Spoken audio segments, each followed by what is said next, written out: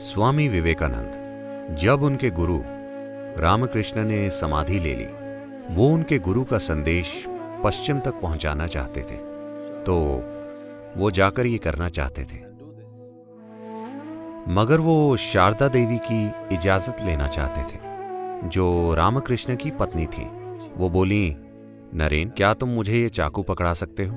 वो बोली, मैं देखना चाहती थी कि तुम मुझे ये चाकू कैसे पकड़ाते हो। तुम जाकर गुरु का संदेश फैला सकते हो।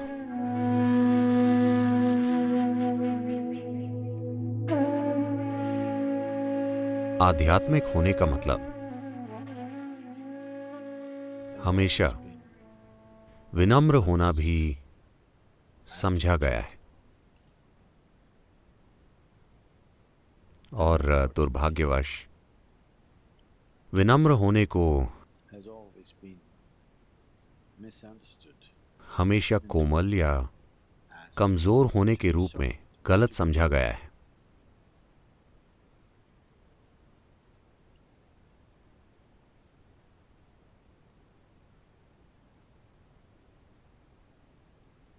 कमजोर अपनी मर्जी से विनम्र नहीं होते,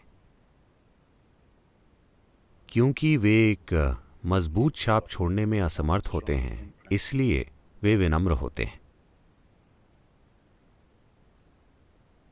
विनम्रता का मोल तभी है जब वो अपनी मर्जी से हो। आप हिंसक हो सकते हैं, मगर आप विनम्र होना चुनते हैं। ये बहुत महत्वपूर्ण है। आप हिंसा करने में अक्षम हैं, अब आप विनम्र हैं। ये बहुत महत्वपूर्ण नहीं है, क्योंकि ये एक तरह की अक्षमता से उभरा है। आज कोई मुझसे पूछ रहा था, सद्गुरु, भारत में सभी देवियों के हाथों में हमेशा हथियार क्यों होते हैं?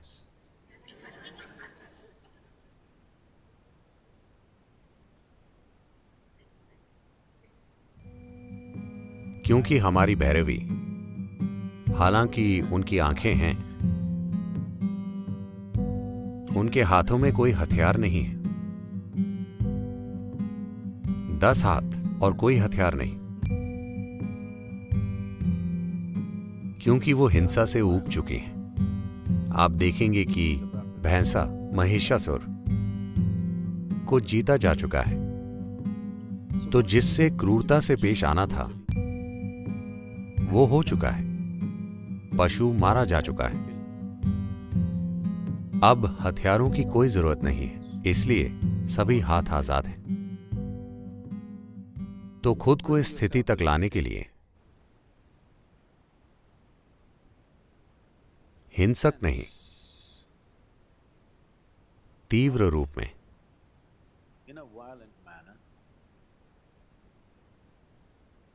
तीव्र, वो जीत में तीव्र हैं। उनकी ऊर्जा तीव्र है, उनका परमानंद तीव्र है। उनकी तीव्रता हिंसा नहीं है। ऐसा नहीं कि वो इसमें सक्षम नहीं है, बस उन्हें अब इससे कोई मतलब नहीं है। व्यक्ति की क्रियाशीलता के विकास में अगर आप क्रियाशीलता का क्रमिक विकास देखें, किसी कार्य का शुरुआती हिस्सा हमेशा हिंसक होगा।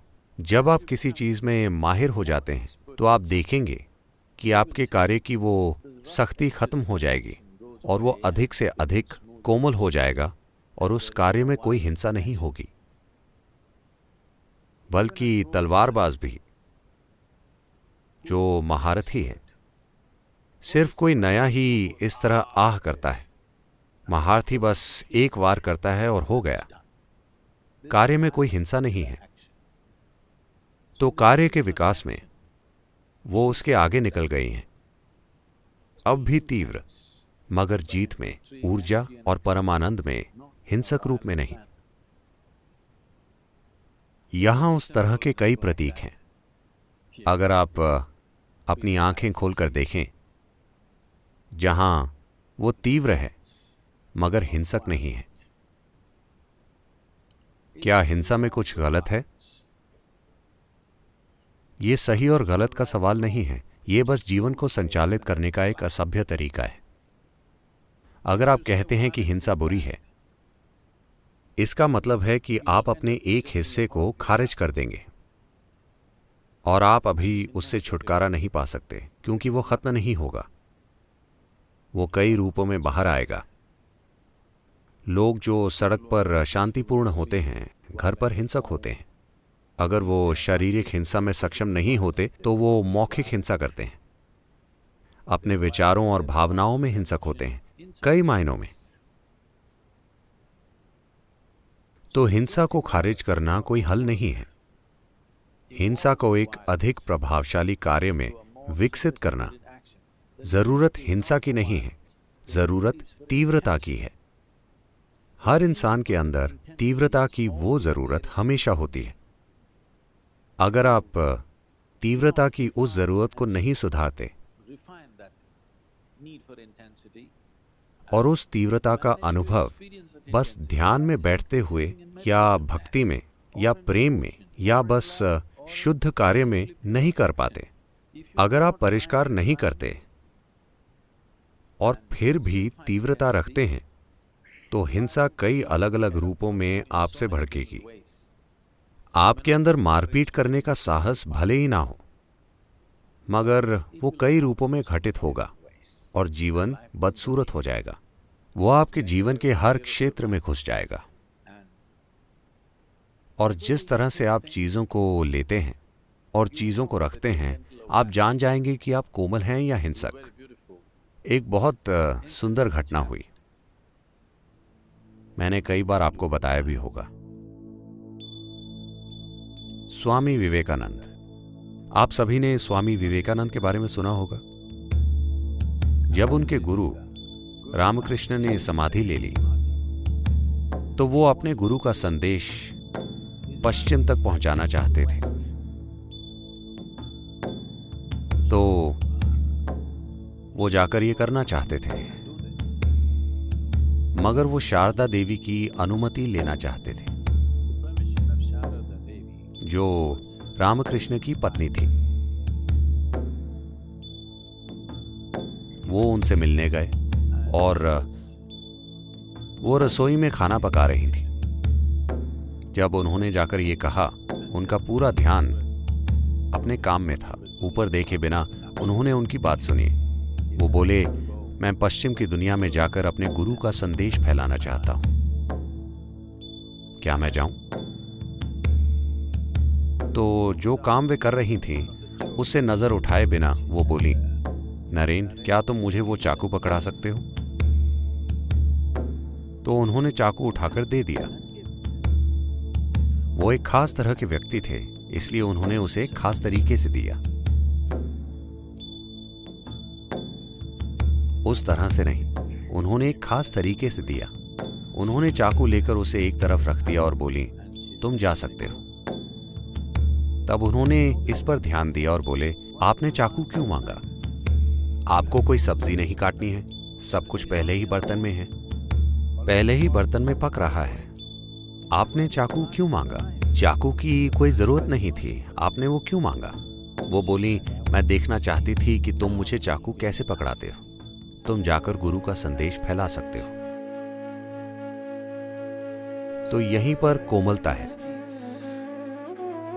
इसलिए नहीं कि कोई देख रहा है, इसलिए नहीं कि आप निगरानी में हैं, बस आप जिस तरह चलते हैं, कैसे धरती पर कदम रखते हैं, कैसे सांस लेते हैं, कैसे बैठते हैं, कैसे खड़े होते हैं, कैसे दूसरे लोगों को देखते हैं, यहीं पर आपको अपने कार्य को सुधारने की जरूरत है। अब मैं आपसे सजगता की बात नहीं कर रहा, नहीं, हर चीज के प्रति सजग रहना नहीं। मैं आपकी शारीरिक क्रिया, आपके मौखिक कार्य को सुधारने की बात कर रहा हूं। इसके साथ धीरे धीरे आपकी मानसिक क्रिया और भावनात्मक क्रिया भी सुधारी जा सकती है। बस अपने हाथों और पैरों को अधिक कोमलता से हिलाना, ये परिष्कार हो सकता है अगर आप ध्यानमग्न हो जाएं, या आप चेतना में उसका परिष्कार करें ताकि आप ध्यान की तरफ बढ़ सकें। दोनों सिरों से शुरुआत करना अच्छा है। अगर आप मंजिल तक पहुंचना चाहते हैं तो हर संभव सिरे से शुरू करना अच्छा है ताकि आप बहुत जल्दी वहां पहुंच सकें। अगर आप किसी मोमबत्ती को जल्दी जलाना चाहते हैं तो आप उसे दोनों सिरों से जलाते हैं, है ना? अगर आप उसे सिर्फ एक सिरे से जलाएं तो इसमें पूरा जीवन लग सकता है। आप कम से कम एक जीवन काल ध्यान की अवस्था का आनंद लेना चाहते हैं तो आपको उसे दोनों सिरों से जलाना होगा। तो आप भले ही ध्यान कर रहे हो मगर अपनी शारीरिक क्रिया को चेतना में सुधारना। जिस तरह आप अपने हाथ चलाते हैं, जिस तरह आप अपने शरीर को चलाते हैं, अपनी सांस को चलाते हैं, अपने शब्दों को चलाते हैं, ये ढोंगी होना नहीं है,